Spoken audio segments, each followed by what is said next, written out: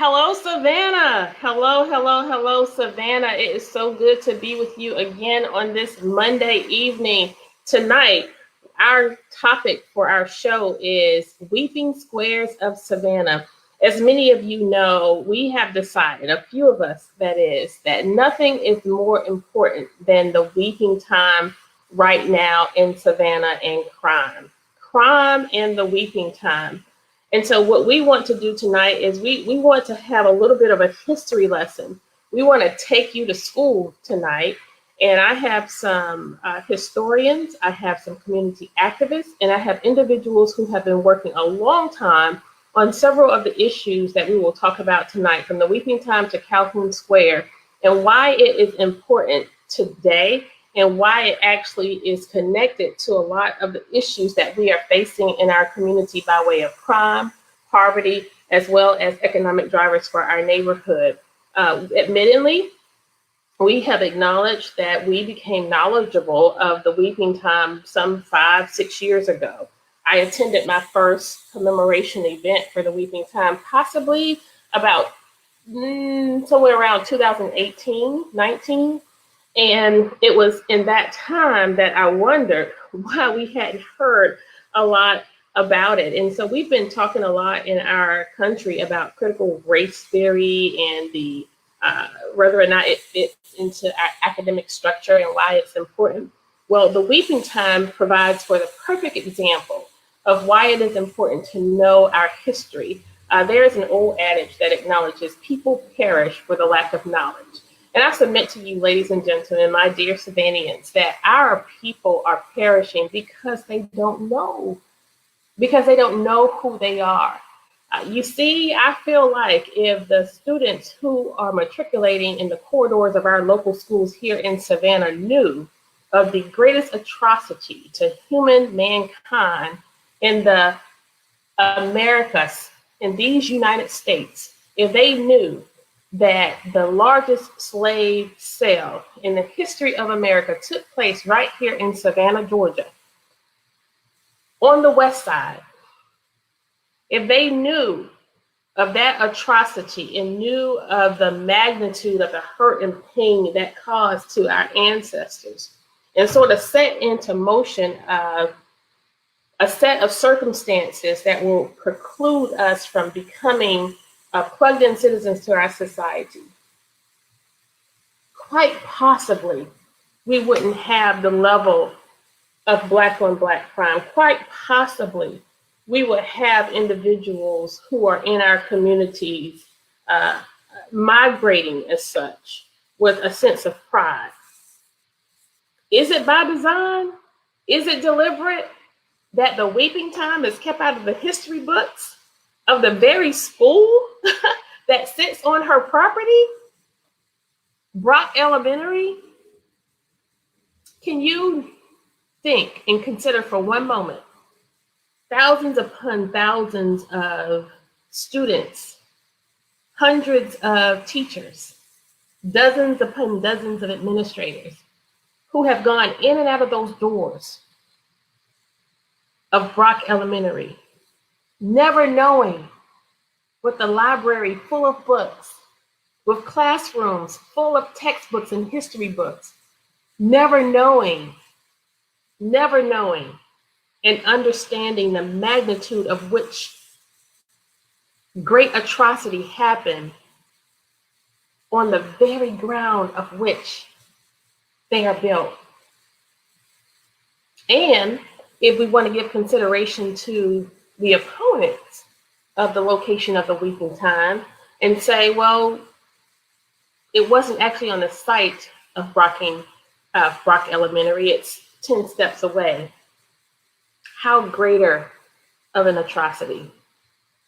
So tonight, what I want to do is introduce to you a few of my dear friends, people who I've come to know as my friends and appreciate in their profession: historian, activists, community servants, individuals who have been on the front lines of educating, bringing awareness to, and helping to preserve the most precious pieces of our history.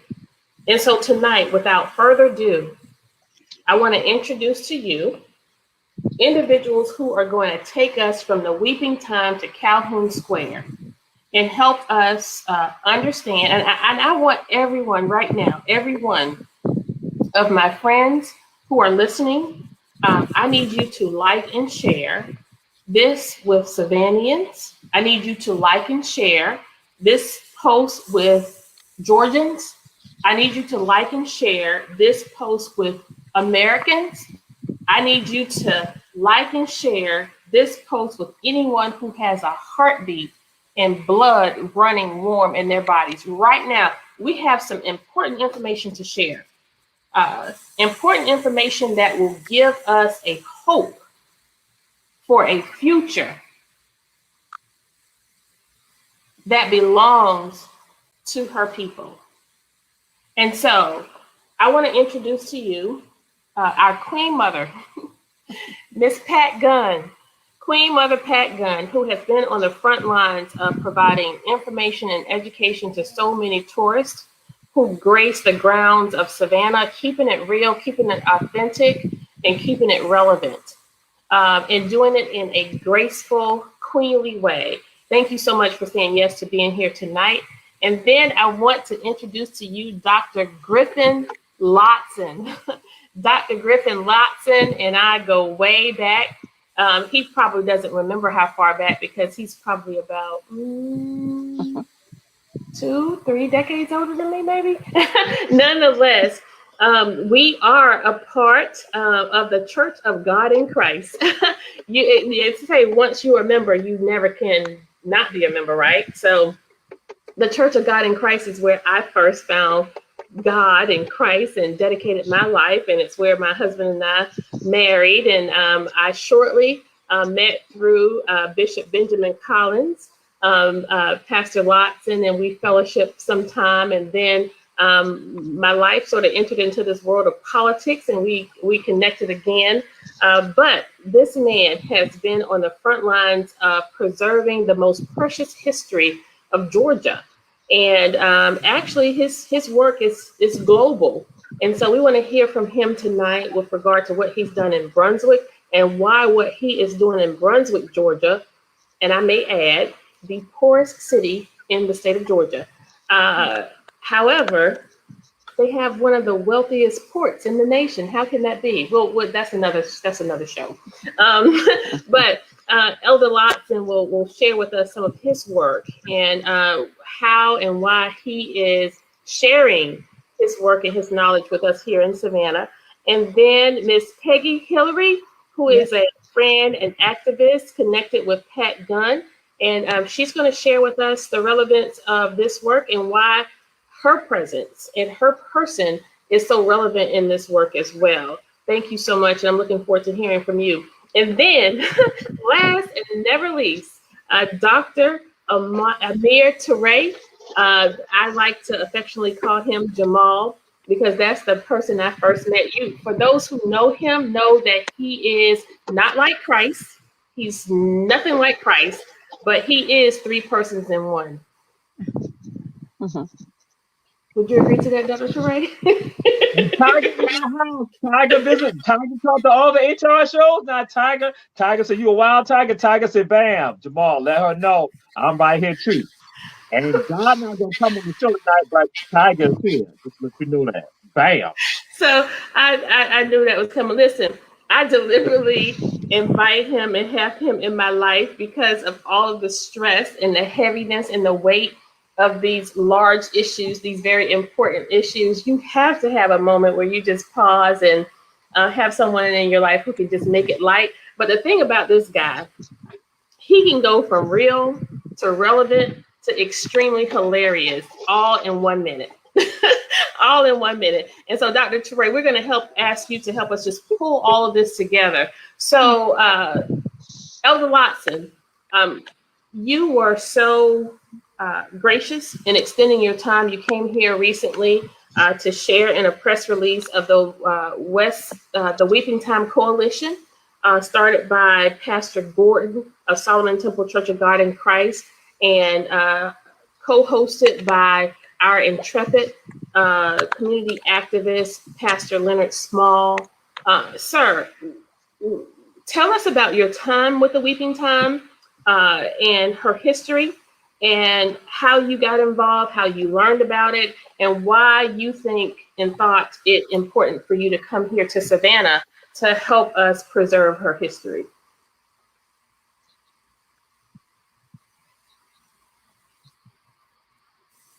Elder Watson, can you hear me? Oh, is he frozen? Yes. How's my audio?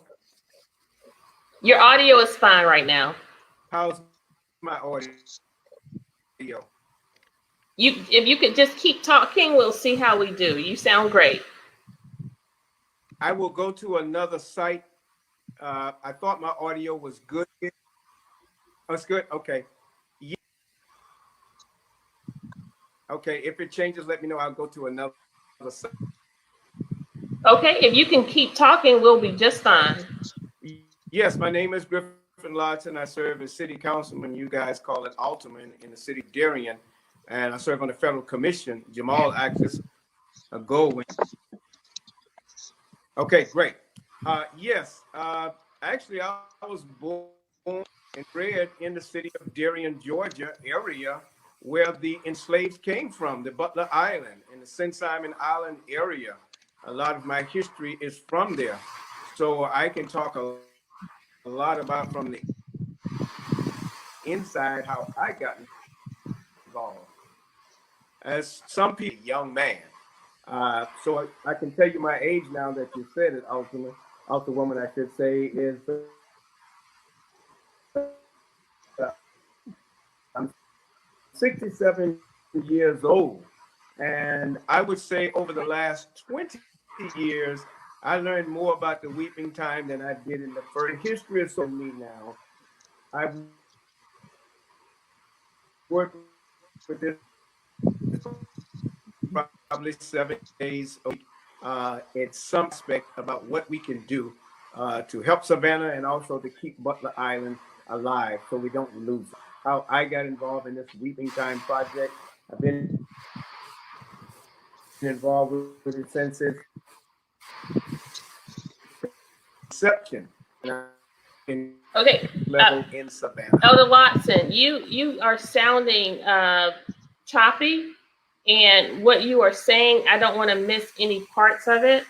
So if you can try, you said you're going to try to go out and come back in.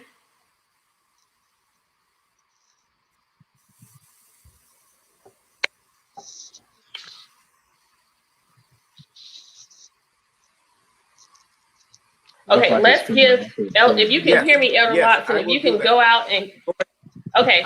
And so, okay, so we're going to switch gears a little bit, and I'm going to pivot to Queen Mother Gun. And listen, I don't care who has a problem with me designating her as queen, because she is my queen. She is my queen. She is my elder. And she, along with Dr. Teray, has given me such great inspiration in this political work, but also in my life. Every time I hear her presentation, every time I hear a presentation of Dr. Teray, it always makes me feel like I should have paid more attention in history class. But in the moment that I say I should have paid more attention in history class, I think, Kesha, this was never a part of anything you learned in history. This was not a part of my textbooks. None of it was a part of my history. I probably would have earned an A as opposed to a C if I was learning more about me, right? So listen, and I often, and I said this to Dr. Teray on Sunday, and thank you so much for saying yes as you presented to us at Solomon Temple Church of God in Christ. Who is going to take your place? You have several more years, several more decades. I am speaking it into existence. I'm asking God to grace you with longevity. I see centenarian in your future, but it scares me because when you all speak, And when you recall information and you regurgitate it in a way, uh, it's as if the ancestors are speaking directly to you and through you to us. And so I don't know that that can actually be taught, but in the end, I want you all somehow in your presentation tonight to help us talk to our audience, particularly our young people, and say, you are our future. You have to get this. At some point, you have to understand this because we need these collective voices to carry on these messages. And so I said in the opening that nothing more is important to me as Ultimate Woman at Large for Post One than the weeping time and crime and here in Savannah. But in tandem to that, as an at-large post, I have to be interested in all things. And so it has also come to my attention among individuals being concerned about plastics, among individuals being concerned about horses and carriages, among individuals being concerned about economic drivers, Calhoun Square. Peggy, you have been working very closely with Queen Mother Gunn. Tell us about Calhoun Square, this movement, this effort, and what she means to Savannah and Savannahans and how we can help. Mother Gunn. Oh. Yeah, I'd like to just send greetings to everyone listening, young and old. This is an honor to be here, and I will share with you all, but I do want to introduce Mrs. Peggy Hillary because she's my co-chair of this entire campaign, and that's what it really is, you guys. It's a campaign, similarly to Sherman's campaign in terms of the March to the Sea. He said he was going to come to Savannah and on his way, of course, Atlanta and all these places. But he said, I'm going to burn everything until I get to the sea. He was talking about us. Well, in terms of Calhoun, I thought about Sister Harriet Tubman, and on my tour every day, I share with people that I do not ever want to leave out the abolitionists that were brave and helped us to get our emancipation done. It wasn't something that Abraham Lincoln wanted to do, it was just politics. But those brave and bold abolitionists continue to help from the North, free men and women of color, as well as those whites from the North. And so for this work at Calhoun Square, I'm glad that the Creator, with the advanced encouragement, I'm sure, of the ancestors, said, you got to get some help downtown. And so I had the honor of meeting Mrs. Hillary on another project that we're working on at Tybee called Lazaretta Creek. And in the process of that, she said to me, I think I'd like to help you with Calhoun Square. So I'd like her to just share who she is as it relates to this. But before she does that, I just want you to know that Calhoun Square is in the 400 block of Abercorn Street. It's directly in front of Wesley Monumental United Methodist Church, as well as Massey Heritage School. And then there are homes, residentials around there. Um, we always knew that there was a burial ground down there somewhere. We used to play at Calhoun Square, May Day, May 1st. And my mother, may she rest in power, was the cook at Wesley United Methodist Church for over 25 years. So I've studied in that square. Homework. I had to stand at the door of the store about a half a block away and get someone else to go into that store to purchase because we were not allowed in segregation to go in. So I have deep roots down there at Calhoun Square. And so when we did get the information from the city verifying it this March 2021, that that was an official burial ground there, they did say that that burial ground is at Whitfield, closer to that area. And then closer to Calhoun is a stranger cemetery. So you got two cemeteries down there. But the bottom line is that they never, ever transferred all of the enslaved there, only a few, and the records verify that. So at this point, Calhoun Square needs to come from that downtown area. We submitted an application for both of the squares, Calhoun Square and Whitfield. Both of those men are horrendous pro-slavery advocates. Calhoun was the one that helped the Union, helped the Confederates, to secede from the Union. Calhoun was the Vice President of the United States. He was Secretary of War. He was the number one orator in support of slavery in the nation. He was the one that carved a plan for the indigenous people in terms of you know, the walk from Georgia to Oklahoma and the Trail of Tears. He was horrendous. He died in 1850, but his work is being taken down right now all over the country. So I needed some help. I'm so glad the ancestors gave me Mrs. Hillary to help me. And so I want her to share what's happening with Calhoun Square, and we're both back and forth with that.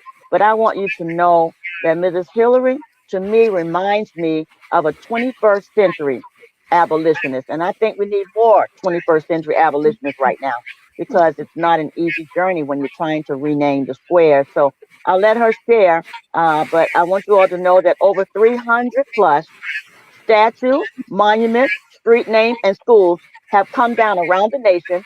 And I don't think we should leave Savannah out of that liberation party. So Calhoun's name needs to come off of the square. And I hear you young people, when you have a conversation at the end, you say period. So I'll just say it like this. John C. Calhoun name needs to come off of Calhoun Square, period. Period. Period. Yeah. Good, So good. Mrs. Hillary, please share with them. Okay, so like many people that I've talked to since I met Miss Pat, I started on a tour. Our family was on a tour with her. She's so inspiring. I totally agree that she is the Queen Mother. I love that title for her. And she was inspiring. I am a former educator. I'm not going to say I'm retired because I am still in the education business. And that was really what attracted me most. And I will say I did want to be a part of it because here I was in her tour, walking through these squares that are so famous. Savannah is so famous for these squares. Mhm. He's telling me history, and there's nothing on the squares that reflects that history. That there was a auction. One square is where slaves were sold. There's nothing there to say that. Why is Calhoun have a square? It's right next to where a burial ground is, and those interred in that burial ground are not even being honored. It was the injustice and the opening to me that history was hidden in Savannah. And it was so sad to me and my family because we love Savannah. It's a beautiful city. Why is history hidden in this city? And it was funny. I read in a letter to the editor, and one of the points against renaming Calhoun Square that this author made was that renaming the square is not going to change history. What are you doing? We're not trying to change history. We're trying to uncover and reveal true history. And it takes a whole bunch of us to do that, as Miss Pat said. And after she inspired me, I just started talking to other people. Actually, I was part of the justice team at Trinity United Methodist Church. We had a justice team. The whole team went on another tour. They became inspired. It doesn't take much when you're with Miss Pat to become inspired. And they became inspired, and they got involved. In the same church, we had a Be the Bridge group based on Latasha Morrison's Be the Bridge book. And that committee got involved and inspired. We began, Miss Pat and I began to have Zoom meetings where we would invite people to come.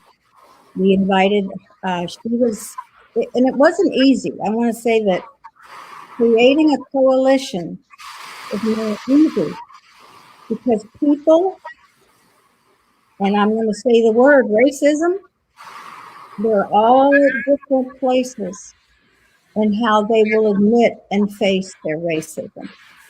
And Ms. Pat helped us with that. We've read Be the Bridge was a wonderful book, and I'm reading My Grandmother's Hands with another group that joined us.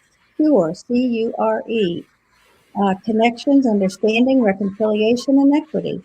So I pulled from my people that I know. We came together. Miss Pat, of course, knows people even around the globe, and she's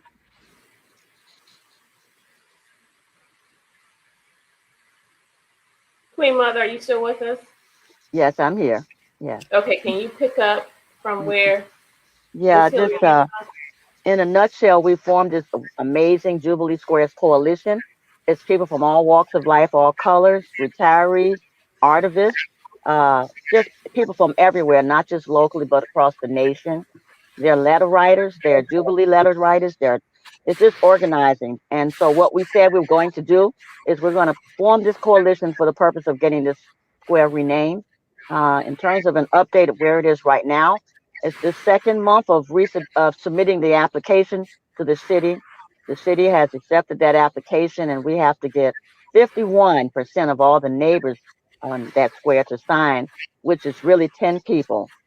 There are 19 neighbors. We got to get 10. And so we're working on it right now to get them to support signing that agreement to have us change the name. It goes from there to city council. City council sends it over to the historic um, preservation commission. And then from there, they make a recommendation and comes back to city council for a vote. You also have to get a mayor or the district representative from that district or an alderwoman um, to support it. And yesterday on the square, we had a Come Sunday event that we do once a month.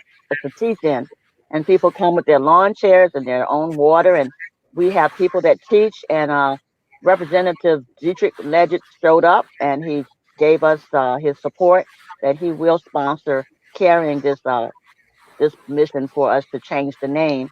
They also told us that the name of a square has not been done for 138 years. And we want to change it to Jubilee Square. Why Jubilee?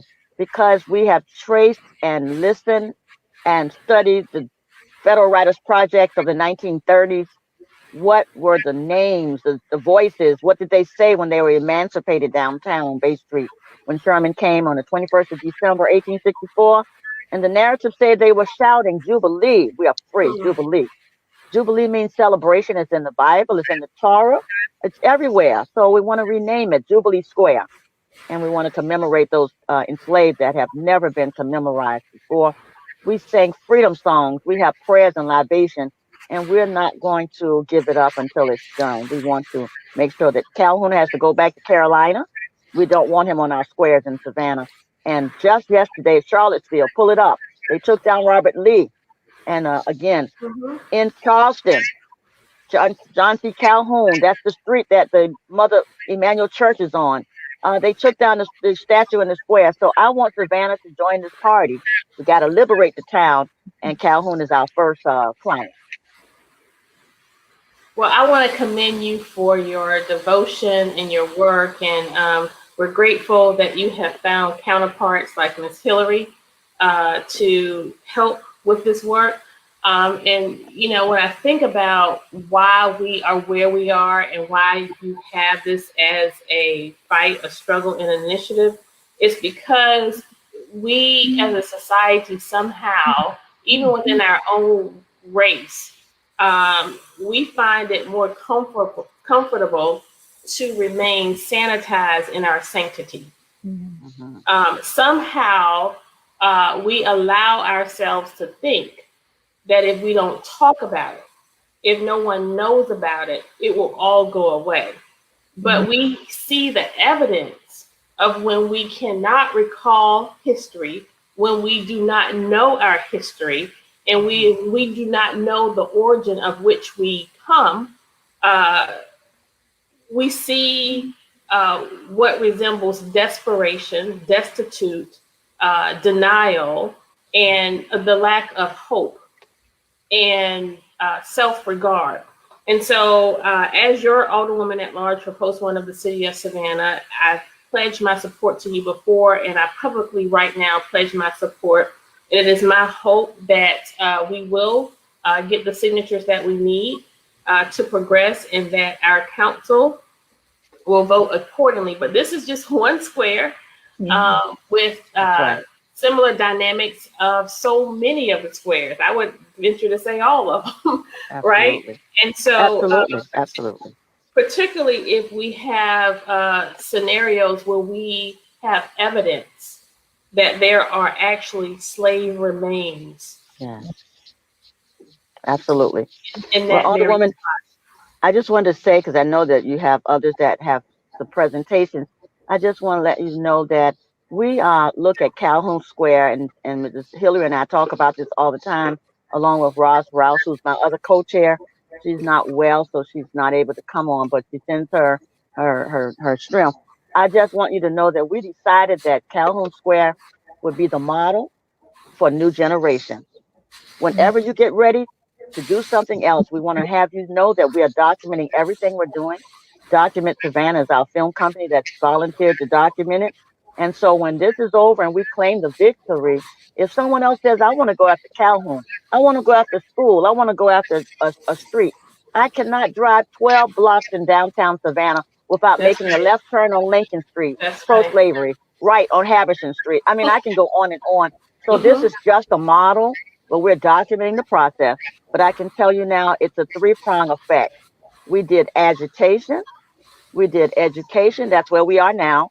And after we educate, we can organize. And that's exactly what our forefathers did in the civil rights movement. So that's what we're doing. We are serious about truth, reconciliation, healing, and repair. So we're using Calhoun Square as that example. And we're not going to give up until we get him to go back to South Carolina. We want him to go Right. back to another state. Yes. And we want to make sure that we are inclusive of the actual implementation because one of the things I've experienced in our local government is that we talk a lot, we plan a lot, and we meet a lot. But Hmm. there's nothing like having the rubber meet the road where we're actually implementing pieces related to the goals that we have set in motion. And we cannot forget and forego the whole notion of reparations as well. So with that, I want to move to the weeping time, and I decided to do this tonight because I recently asked Dr. Teray to come and visit us at the weekly coalition meeting that the Weeping Time Committee has established. And it was in that meeting and hearing him talk, he's like, the weeping time, the weeping time, the weeping time. Are you kidding me? And I Yeah. was like, oh God, here we go. He's going to sabotage my whole thoughts. My whole intent was to just have him come and say something profound like he always does and just pull us all together. And he's like, the weeping time, have you forgot about every time, all the time? And he just started to go on this to give us this dissertation of almost every inch of property in Savannah Hmm. that has the same demography, the same Yeah. hurt, the same pain, the same atrocity that occurred on the Weeping Time property. And we Yes. hear that commonality with Calhoun Square. And so, and now it's not just here in Savannah, Brunswick, Georgia. And are you back with us, Elder Watson? Can you hear us, And sir?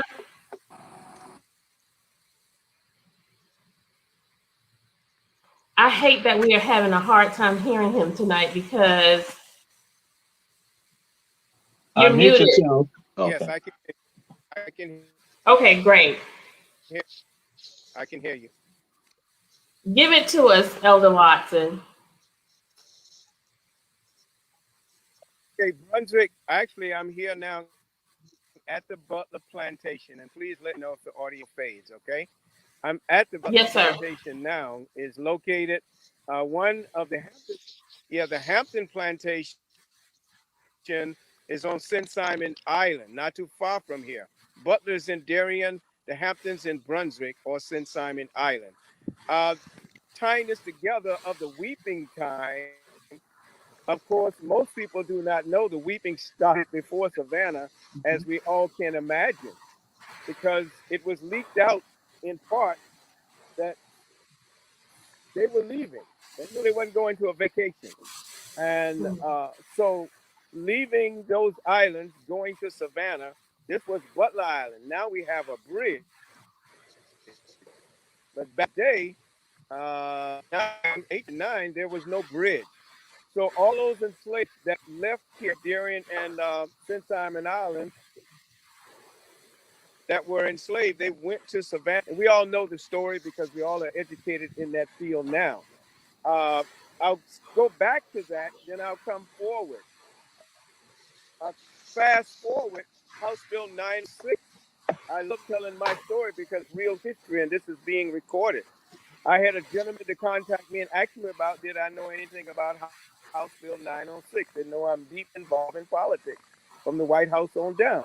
And I said, no, I wasn't. I was very busy doing a lot of things for Gullah Geechee, but I didn't know about House Bill 906. Hermina, president that deals with the Susie King Taylor, she asked me about it. And that's what got my ball rolling. I said, this must be very important. And that's when it started raining. And when I say raining in the sense of, oh my God, the House had already voted it, and I checked on it, Jamal, very seriously politically.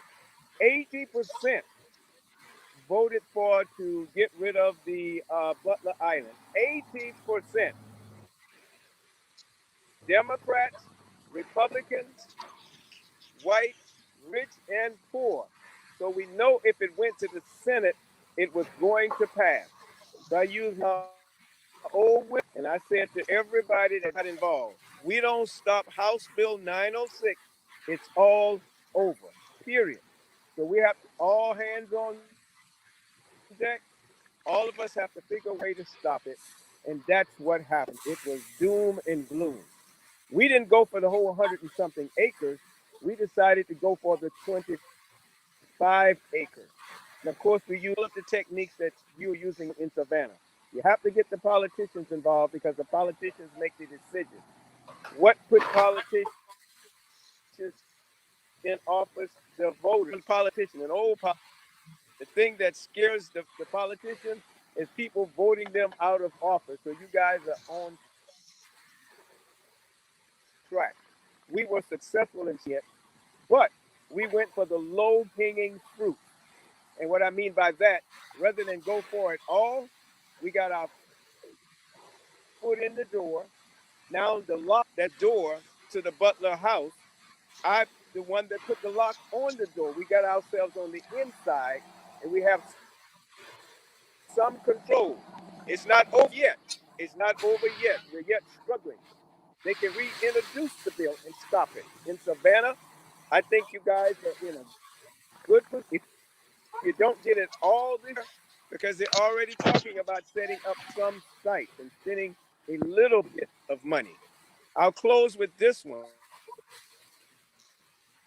The abolition of slave, I think it was, they stopped with inputting into America 1808. London, England spent about $35 million. America didn't spend $1 million in the 21st century, but they put it together to commemorate and educate. And that's what we have to do because the weeping time was not taught. In my generation, and the generations after me, it was not taught. But we are beginning to do it in McIntosh County, Darien, and it's curricular hard to put in the school system. Savannah has to do the same thing. And I think we're on the right track with all of these dignitaries. Many of them I've been working with for years. This show telecast going worldwide. I'll stop there because there's a lot we need to know and a lot we need to learn. Elder Lotson, you stated that politicians played a huge role in the success of these preservation efforts. What have you found most surprising in terms of where we are here in Savannah?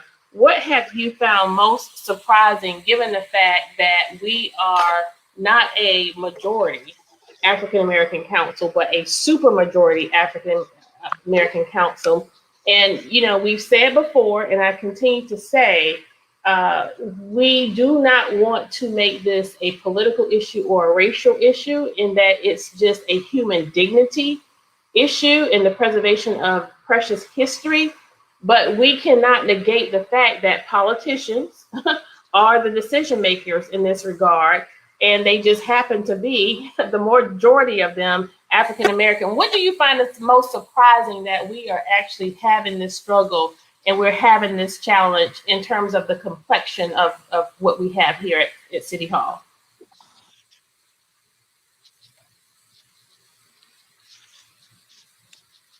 Well, let's go biblical a little bit. You mentioned you and mine. Uh, my people perish for the lack of knowledge. Most African Americans, and to be honest, our counterpart, our Europeans, we call them Buckras now, but the Buckras are the whites. They had very little knowledge. It was kept under a tight situation.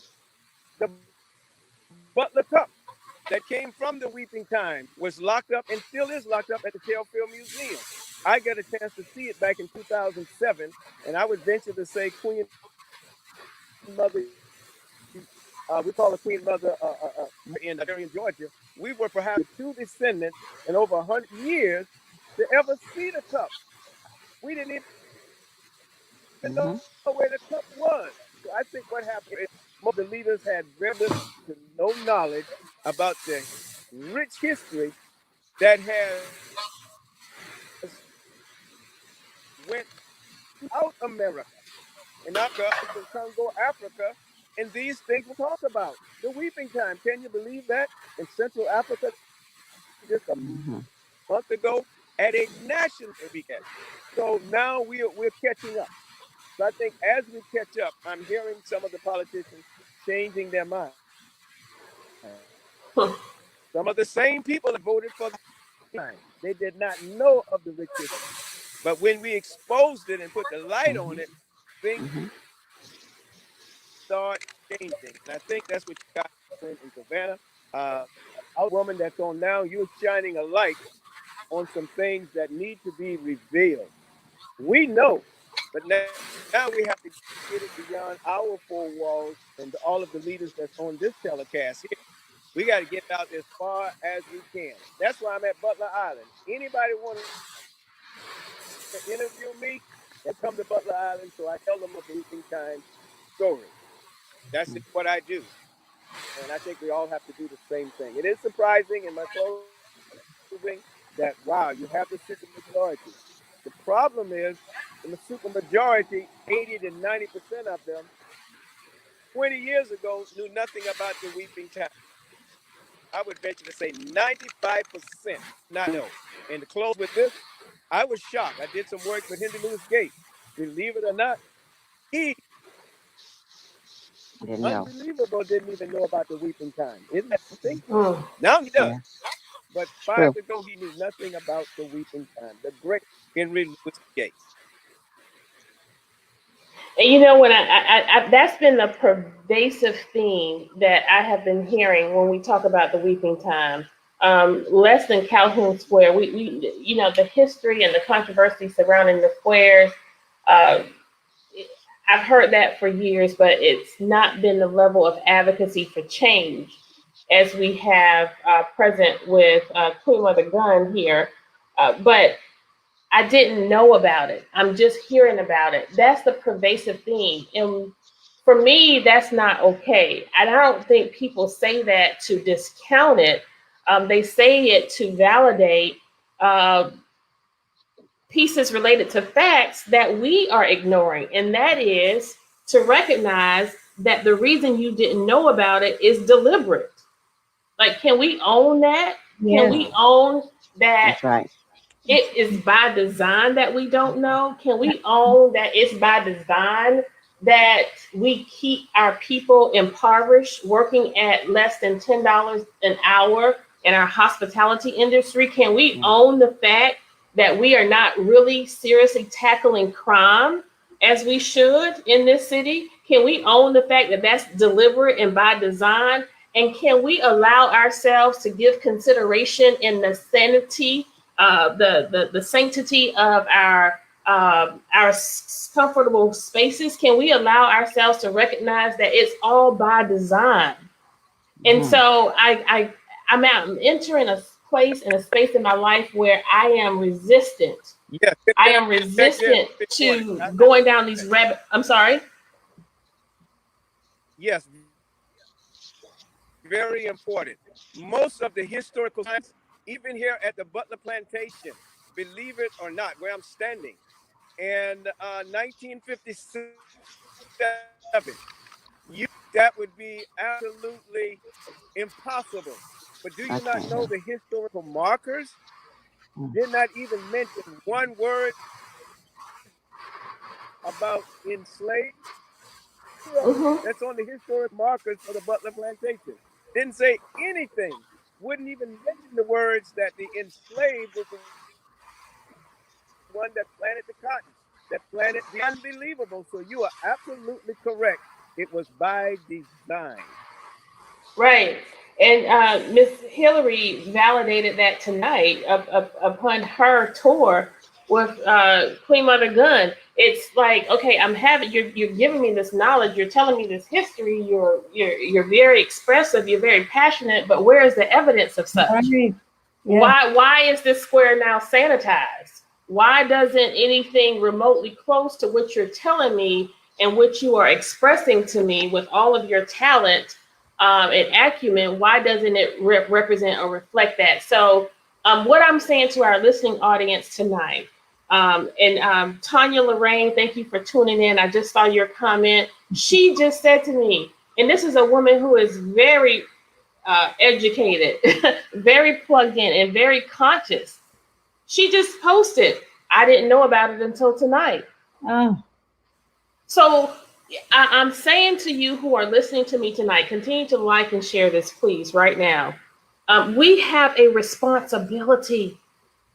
We have a responsibility because if this, Elder Lotson, Councilman Lotson, Queen Mother Gunn, Miss Hillary, Dr. Teray, if this is something that we are just learning about in the weeping time, what more must there be?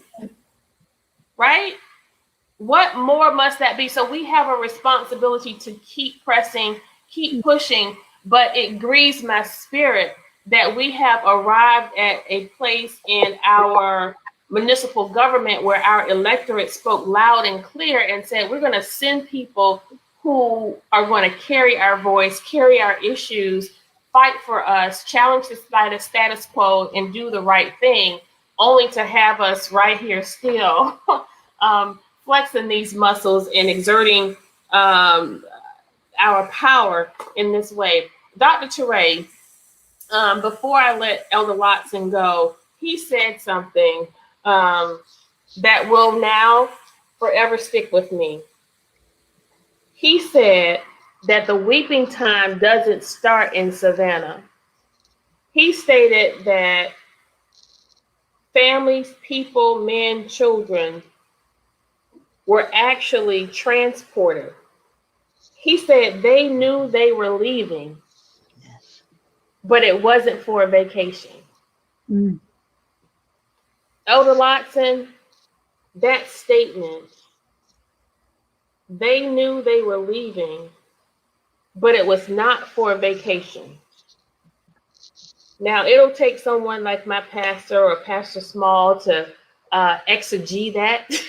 Mm-hmm. That's what y'all do with the scripture, and make that relevant and regurgitate it in a way in which you frame a narrative to help us understand it, and that's still to come. But Dr. Teray, I want you to take us to school and to task by marrying um, my intent tonight, which was listening to you, where you said, this isn't just about the weeping time. This is about all time and every time in Savannah and the coastal region in our great Americas. And then with Elder Lotson saying they knew they were leaving and they were not going on vacation. Dr. Teray. Well, again, greetings to everyone. Greetings to the family. Always glad to be here. Just to throw some things out there that have to understand some things about the sensitivity, being aware. And I tell folks, we don't get caught with fetish things like critical race theory, 1619 project. We're talking about history. That's all it is, just really history. That stuff are political footballs that are used by people who are conservatives or liberals or moderates. They're then bandy about. It's an intellectual exercise, an intellectual orgasm. But let's just focus on the history. One thing along the Savannah River, and in coastal and then on the Atlantic Ocean, the infant mortality or the child mortality rate for African children was 60 to 70%. That meant that the majority of children that were on any plantation along the Savannah River and along the Atlantic coast, that the majority were going to die. In some cases, it exceeded, went almost nearly up to 90%. So again, you got a horrific situation going on right there. So that's a part of our story. But then also, that's why I say about the weeping time. I tell folks, I say, how can you forget? You look at the weeping time; it's even greater than that. That we're going to look at in November 1858, that last ship to bring in captive Africans that are known comes on to Jekyll Island in Grand County. And some of them are brought to Savannah, Georgia, and Chatham County, and the plan was hatched in Savannah, Georgia, by Charles Lamar, who comes from And let's family of interject. The weeping time was 1859, and that yeah, that's what occurred in I'm going to get to. 1858. 4 months later, again, you got the Wanderer right here, the last to bring captive Africans into the state of Georgia. That's the Mhm. Wanderer, 1858, where they have stolen Africans and brought them over. Just like when Griffith was Yeah. saying that there was no vacation, it wasn't a vacation for those children, and because those were mainly children that were brought from Africa on the Wanderer. And that one of the moments that happened that when they now bring them to Jekyll Island, one of the Africans there, he began to communicate with them, with the children. And he then began, they talk about how he begins to cry because when this occurred, he realized that they had stolen him from Africa some 50 years before that. And now he's realizing, wait a minute, they have not stolen children from my same people, my same ethnic group. And that's 1858, and Savannah is all in the mix with regard to that. Jonathan Bryant Absolutely. and others are all in the mix with regard to that. And so now we look 4 months later, then what are they going to do? They go to Jonathan Bryant, who has a monopoly pretty much on the selling of Africans as a broker. And so right there, we look at the streets of Bay Street, Bay Lane, Bull Street, Drayton Street, and we see our city hall right there, all in the mix. And they know what's Mhm. going on. And that because there's so many of them, they can't have them housed right downtown Savannah as we know it today. They got to send them out to the race course.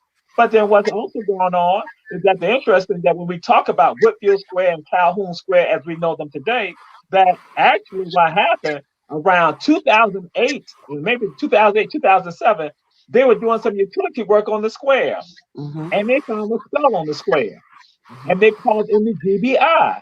The GBI comes in and the GBI said it was an apicoid skull and there was no foul play. So some people try to play a game about, oh, what was going on with that? And I told folks, you know what time it is. You know that was an African burial ground because people even wrote about it in the early 1900s. Some of them, like William Hardin, he talked about how he used to go hunt in the African burial ground, or what they call the Negro burial grounds. William Mhm. Hardin is talking about that, so everybody knew that that was going on. But no, that's the deal. When you stop telling your story, it gets disconnected. And so, guess what? So that means generations of people are now lost. Generations of people don't have a clue with regards to this. So when we look at what happened there on, as we say, the 10 broke race course, and some call it the Oglethorpe race course, guess what? And as I shared with you all yesterday, Sister Keisha, I said, oh, Keisha Gibson Carter, I said, yes, you also got should have an interest in that property, and you can pull them into it if they are truly about history. Confederates. Because what happened, even after now, when we see Savannah now about to fall under control of the Union, with Union forces coming here, they're looking at trying to protect the women and the children. Buckle women and children, Caucasian women and children. They're trying to protect them. Where did they send them for protection? At the race Okay. course that they had just had Africans held in some 3 years prior to that. So I'm like saying, look at all that. That's our story. And that's why I shared in the church on yesterday. I said, when you don't know your story, people can come at you and give you a bunch of crap. They can give you that falsehood. But then when you know your story, you can pimp slap them with this information and knowledge. So now when they come to you, they know better than come to you with that incorrect information. I tell folks, most of us do not know American history. We know American mythology. And we feed it to other people, we regurgitate it, we give it to other people. And so guess what? So you have generations of people out here who don't know their story, and they're relying on someone else to tell them their story when they don't even know the story. So now you have people who now have a dislike for themselves, but not only do they dislike themselves, but they dislike people who look just like them. So that's why I can engage in crime. I can engage in violence against you because guess what? I don't like either one of you because you look just like me. You remind me of me because I'm nothing. And because I have bought into the false narratives, into the mythologies, I now think that I'm nothing, you're nothing. So when I cause harm to you, guess what? Ain't nothing going on. Ain't nothing because you're nothing. And so that's why, but I tell you, when you understand your history, understand your culture, your self-esteem rises. Your self-esteem is like this. So when you see someone who looks just like you, guess what? You got a love, you got an affinity, Yes, you got a connection. But yes, when you don't have that, you're detached. You're detached from your story and detached from being even feeling human with regard to someone. So I tell folks, this is not just a story about right here. This is a story that's much larger. It is a human story, and it's a story for all of us. So again, if you want to know American history, you put it all together. That's why I say I just don't look at Savannah about this. I tell folks, in fact, I tell people on our tours, on our journeys, I said that your mind's eye will now open up to see the things that others don't see. So people who live in Savannah don't see it because guess what? They feel beholden to somebody else. You never let somebody else tell you your story. You speak about your story. and Dr. Teray, there was another thing with regard to us not knowing our history and specifically the history right here in Savannah, Georgia, where I think we probably have we hold parts of the most rich history in our nation. That's right. And you dropped some knowledge to me yesterday about Walmart and Kmart. Can you close out with that, and then I want uh, Elder Watson to finish us or close us out with uh, why this is relevant as a council member, how you tie what we're talking about here tonight um, with the issues that we tackle as public servants in municipal government related to crime, poverty, and the creation of economic drivers for communities. But Dr. Teray, this whole notion of the Walmart, the Kmart, and the I can't even say the other mart. What? Right.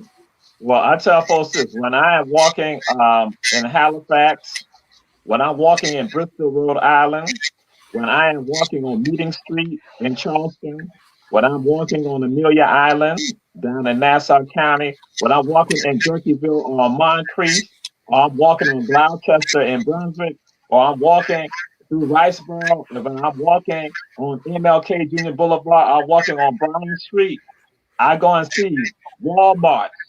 I see Kmart. When I'm in Atlanta, when I'm downtown Atlanta, I go and see the Walmarts and the Kmarts, and I see what some of y'all in Savannah know it as seafood distributors. Y'all know that as the place where you got your seafood. I go and see what are called the Negro marts, the structures that people can walk inside and buy Africans off the wall. See, we get caught into that exotic stuff about the auction block. I tell my people, I don't care about no auction block. I'm focusing on the Negro march because this stuff is sophisticated. The auction block, that's the Hollywood story right there. That's all exotic. But you don't realize that you have buildings or structures that you can walk inside and buy human beings off the walls. And then throw it out there to you. Then when you got First African Baptist Church right on the other side of the Negro Mart, a place where they had over 3,000 Africans, 4,000 Africans. So you know they knew people were being sold right across the street. That's a part of the Negro Mart, Walmart and Kmart of today. Oh, but then also I tell folks about the yards. When I'm walking around, I see the yards in all those playing places. I see the yards in St. Augustine. I see the yards in Nassau County. I see the yards in Camden County. I see the yards in Bryan County. I see the yards in Chatham County. I see the yards in Jasper County and Beaufort County. I see the yards in Washington, D.C. And they're not front yards. They're not backyards. They're not neighbor yards. They're not lumber yards. They are called Negro yards, where they stockpile Negroes. So when I walk along Bay Lane, I see all the Negro yards right there. See, my mind's eye is now open for me to see the Negro yards and then also understand the pain and the anguish. So it becomes my responsibility to not let other people know about that, to plant the seed, so that way we'll be about dignity and respect of my ancestors and who we are today. We don't play a game about it. As as Councilwoman Bridget Fraser said in Bluffton, South Carolina, she said, we are not Gullah Geechee by gimmicks, but we are it by design. We are not African by gimmick, we are African by design. So when we walk, we speak for the voices of our ancestors. So again, the Negro Yards, the Negro March are all right here for us to see. And no one is saying anything. But when you are in Germany, they're going to tell you what happened at that site tied to Caucasian Jews or gay or lesbian Jews. I mean, or people there in Germany. They talk about that. But here in Savannah, Georgia, and in the United States, we don't talk about it because we want to deal with the gone with the wind history, this history that Hmm. marginalized people. And then guess what? People who are marginalized are disenfranchised and oppressed. And we need to make a change. And I know I said I was going to throw it to Elder Watson to tie in the pieces related to how we as elected officials can use this information, help bring awareness as it relates to education, where crime, poverty, and creation of economic drivers for communities. But as I'm listening to you, Dr. Teray, I'm looking at you, Miss Hillary. Tell me, um, what is it about your person in terms of who you are, having no connection to any of this as it relates to lineage, but as a human being, why is this work important to you? And Yeah. can you just give us a message in terms of what your hope is as we seek to preserve these pieces and progress as a people? That is a beautiful question. And you're right, I don't have lineage, but I do have a heart for humanity. And I think I guess my message is nothing new, but we have to understand that we are all one race. We are the human race. And this, we have created the notion of race long, long ago, and we're still living with it.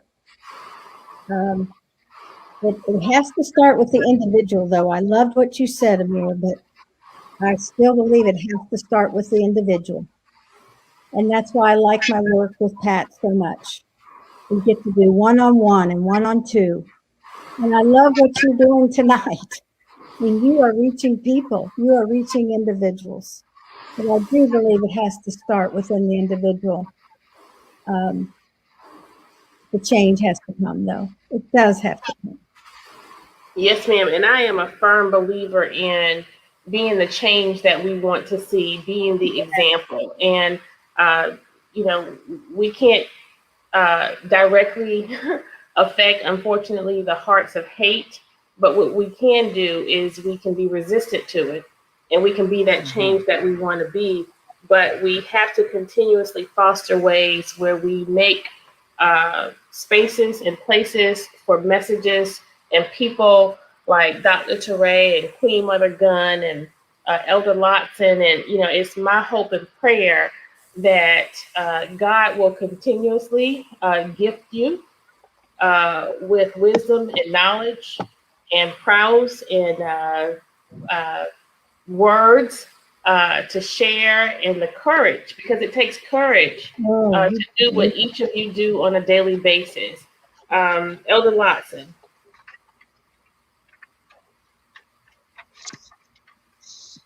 Thank you. This was a glorious, full meeting gathering.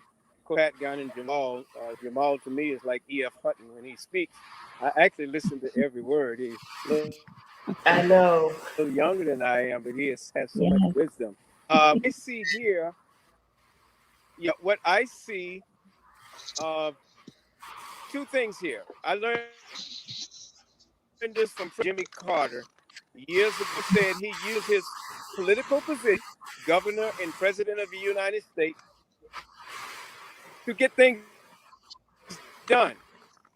And I listened at the seat of knowledge and I learned from that. So we that are in, everybody on this call is in some very powerful positions. So Pat Gunn can go to the White House, oh my Lord. And so we're in powerful position. that when we speak, they can't help but listen. So I take advantage of that. Something else I can boast and say, well, I learned it myself. I didn't. I use my positions. I use my title. I use my old age sometime Yeah, yeah. to be able to get through to people. Now, with my own city government, there was $0 to help out with the Butler plantation. Through my Mm. position and through what I have already done in other humanitarian areas, now we have a line item budget. I see Savannah doing the same thing. It took us a while to get there. Line item budget where money is put into the place where the Weeping Time descendants came from. I think more in Savannah, again, with the powers to be and all of us that are leaders here. Here's a true one. I think the year was it 2007 or 2008, the Weeping Time March. I think it was 2008. I videoed everything. The late great Chester Dunham, which Jamal knows this, he's from McIntosh County. I'm an old man. I'm when I was a boy coming to Savannah to his house. I videoed him, Otis Johnson, when he was Otis Johnson when he was I think the mayor at the time. This was what from 2008 because Savannah took the lead.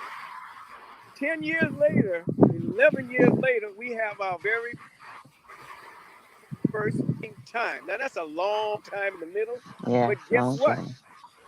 Savannah showed us the light, and then we took it and we finally got a sign. I'll say this one because it's so important. I hope I don't get in trouble. I'm grateful for the Historical Society, but Savannah was the one that got them to thinking to do the right thing. And when they put up the Weeping Time sign in Darien, Georgia in 2019, guess what they did? They took down a sign that was up in 1957. They said they were refurbishing it, cleaning it up. Guess what happened? They changed one word and they added in, believe it or not, Jamal, the enslaved. Isn't that something? So Savannah, you're doing good. But as they said, you're an agitator, good trouble, John Lewis. And so I think we have Absolutely. to keep doing this. And That's right. you are making a change. You are making a difference. We just want to speed it up a little bit more. Yes. And Yeah. we are I have no appreciation for the slow roll, and I've been one of those agitators on council. We've worked to push some very aggressive and progressive issues. And to that point, Elder, we are going for the whole shebang. We don't want a part of the land. We want all of the land. They've already desecrated it enough. So not only do we want the Weeping Time, we want Calhoun Square, and we want any and everything else that these activists and advocates and very knowledgeable people are able to uncover. So my message to my listening audience tonight, I want each of you to make a commitment to put out in your social media Weeping Time and tell all of your friends and family members about it. And I also want you to research and become knowledgeable of every square in Savannah and Yeah. her Yes, history. yes, Right now, with all of the history, we boast of being a city. Can you imagine that we are a tourist destination Yes. for history, but our kids learn very little about her history in our local schools? Like, what are we doing here, people? It's insanity. It's insanity. Miss Hillary, we have to be the change we want to see. yes. And you Absolutely. start that change right from your home. And so my final words is a thank you to each of you for your investment. And Queen Mother Gun, I know your parents must be so proud of you and your brother, Representative Gilliard. We thank you for your investment into community. We're so happy for the connection that you have with Miss Hillary. Dr. Teray, I thank you for always saying yes and being my go-to guide whenever you're not talking about HVJ. And I love the Tigers too. As a graduate of Savannah State and Fort Valley State, I'm a wild Tiger, so I got you there. But keep that HVJ J warrior stuff all day by yourself. And Dr. Councilman Lotson, I am bless God for the reconnection. And I don't think that paths crossed by accident. And I am excited about where he's going to take us in this work. And I want to say to every politician in this town, on the local level, state, as well as county, you do not have a right to ignore the weeping time. I was asked when our dear First Lady visited Savannah. She came to Savannah on the night of our council meeting. The meeting started as we were in council. And I was asked the question, why were you not there? Well, I was working for you, Savannah. I was in the City Hall chambers at a council meeting. I was not inclined to come because on the agenda was not the weeping time. And on the agenda was not the fact that we have all of this crime going on in Savannah. And if you're not talking about the weeping time, and if you're not talking about crime, I think I needed to stay on my job and work for Savannah. So as a politician, at the national level, in the White House, in the State House, our new senators, Warnock and Ossoff, I'm just going to put it to you as straight as I know how. You do not have a right to ignore the weeping time. If Chatham is now this great county of blue and you want us, you have to show some sign. Because not only is it about the weeping time, but it's about what all she represents. And so if you can't align yourself and not take a side, we just want you to uphold history and uphold the fact that this was an egregious wrong. Thank you so much, Elder Lotson, for showing us that land. So all of you all who are listening, share, like, send this to your family members and your friends. Weeping time, Squares of Savannah. We have to educate our people. That's the only way we're going to get this out. Yeah. And so write your senators, write your representatives, write your council members, write your mayor, write your Chatham County commissioners, Chester Ellis, what's the other guy's name? His dad was the mayor, Dr. Teray. Kenneth Adams. Commissioner Kenneth Adams. Let's hear from you. You do not have a right to ignore this. You don't. Yes. Yeah. Absolutely. I don't get to set much policy, so my job is to call stuff out. Pastor Farrell, thank you for standing up, speaking and speaking out. Thank you, sir. Thank you. Aunt Betty, of course you're going to say that. That's my auntie. Listen, I love you all. They're telling me we have to go, but I think this is worthy of a greater, larger conversation, so we will come back together again. I appreciate your time, but in the meantime, I want everybody to talk about the weeping time. And finally, I would be remiss if I did not acknowledge the older woman who actually started this movement and brought it to the forefront. Our Alderwoman of the 1st District, Alderwoman Bernetta Bryant Lanier.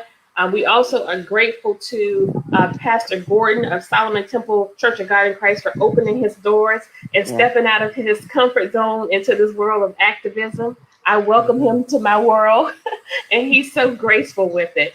And then happy birthday, happy new life to Pastor Leonard Small. A year ago, a week and 2 or 3 days, he was receiving a liver transplant, and we are so glad that God blessed him to run on just a little bit longer. Listen, happy Savannah, birthday. I love you. Happy birthday. Happy birthday. Tell your HBJ daughter, I said, hey. Tell your HBJ daughter, I said, hey. HBJ, hey. We hadn't signed the papers yet, Dr. Teray. Calm down. This is still a blue and white house. Blue jackets. Listen, blue jacket, I love you, Savannah, and thank you to my guests. Good night. Good night. Ashe.